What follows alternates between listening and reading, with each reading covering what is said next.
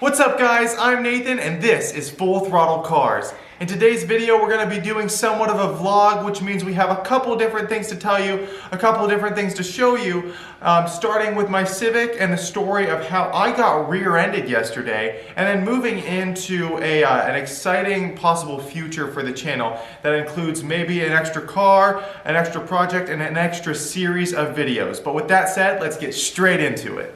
Alright guys, so yesterday I was leaving the city of Akron in Ohio, and on my way out of Akron I was on this road, Route 8, which if you know anything about the city of Akron, you know that the roads are in general terrible, and Route 8 is about as bad as it gets coming out of Akron and going into Akron. So anyway, I was leaving at around 4 o'clock, which meant traffic was getting pretty bad, and the lane that I was in was brought to a complete stop, even though on either side of me, traffic was still flowing. And about 30 seconds after I stopped, all of a sudden I got lunged forward, and then I looked into my rearview mirror and I realized that I had gotten rear-ended.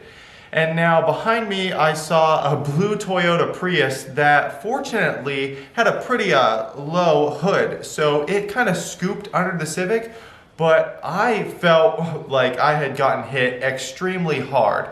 And so you guys will see some clips here of the damage to the Civic, which was very surprising that it was just a couple of scrapes. What's likely is that it did get bent in a little bit, and then because that rear bumper is plastic, it just popped back out. But yeah, that's a story of me getting rear-ended yesterday, and that might potentially be something that I will fix on the Civic later. Okay guys, so we're just gonna go over all the other problems that I do currently have with the Civic that I will be repairing in the future, and a couple of these were brought on by the wreck that I did get into a couple months back. I went over that in a previous video. And then another one of these is just something that wore out, but we'll get right into it. First thing that still needs to be repaired is this bumper right here. So there are a couple cracks and dents, small one right here, but then the main bulk of it is in this corner. And this is actually what took the worst part of the wreck. This is the corner that went straight into the ditch that was about as deep as the car is tall. And then also, while I'm over here in this corner, I should mention that the tire did sustain some damage. Now, I was fortunate enough that these cuts didn't go all the way down to a point where the tire is leaking, but there's this cut right here, and that's probably the worst one. But there were some signs that were lying down, some metal signs in this ditch here, and it did just slash right at a couple points on this tire. Okay guys, so moving back from the bumper, another part that did sustain quite a bit of damage from the wreck that I got into whenever I went into that ditch and slammed into the side was the fender right here. Now as you can see, there are some markings on this fender, and that is because I already replaced the fender. What I didn't manage to replace were all of the bolts that had to go into this thing. So there was one right here, a couple under the hood, but the one problem that I did have was whenever I was removing the old fender, the bolt head snapped off from the main shaft of the bolt down at the bottom because it was so rusted on. And I even tried heating this thing up with a blowtorch to get it out, but the bolt head still snapped off. And now this thing is just bouncing back and forth. And the most annoying part of this isn't the sight, isn't that it looks bad, but something about how it dangles. It just is in perfect frequency with the idling engine. So whenever I'm sitting there in a parking garage, in my garage, in the driveway, in traffic, it's just going back and forth, and it just gets loud enough that it starts going bing, bing, bing, bing, and it just drives me absolutely bonkers.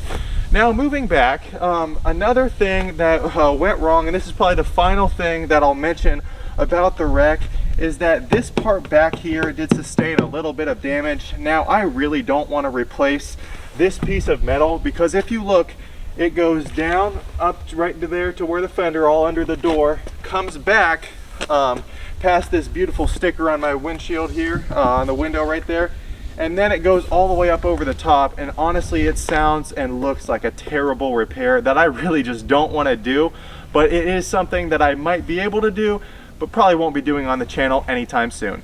Okay, so I am also missing a part on my car that is just in front of the side view mirror here, and that is a little plastic piece. I do have it on the other side, and it's just something that snaps into place, and it's probably not that expensive. I just haven't bothered to replace it because it isn't really bothering me that much. But yeah, this is something that's wrong with the car that I probably should replace, and it would make it look a little bit better. Now, some other problems that I have, the final two that I'm going to mention here are actually aftermarket installs that I did put on the car. And the first one being the underglow. So the underglow is right under the car, and there's a couple different cables, and it glows very different assortments of colors, and it's actually really cool. If you want to check that out, look back through the videos on the channel. But something about the rocks constantly hitting those wires and those underglow LED strips that I installed, even with 2-part epoxy. I put some JB weld on those. The rocks just constantly hit it and they knock it off, and currently the underglow isn't working entirely. So this side and the back, because they're connected, are not working, but the other side is. So if I were to turn on the underglow, it would look really weird. Now, moving upwards, one more thing, and the last thing that I'll mention here is this LED bar. This is probably, I believe, the first aftermarket install and the first project I had on the Civic after I got the main repairs out of the way. And this was actually a really fun project. This took Nick and I quite a bit of time to complete, simply because the wiring was a little bit tough to get through to inside the vehicle from beside the battery.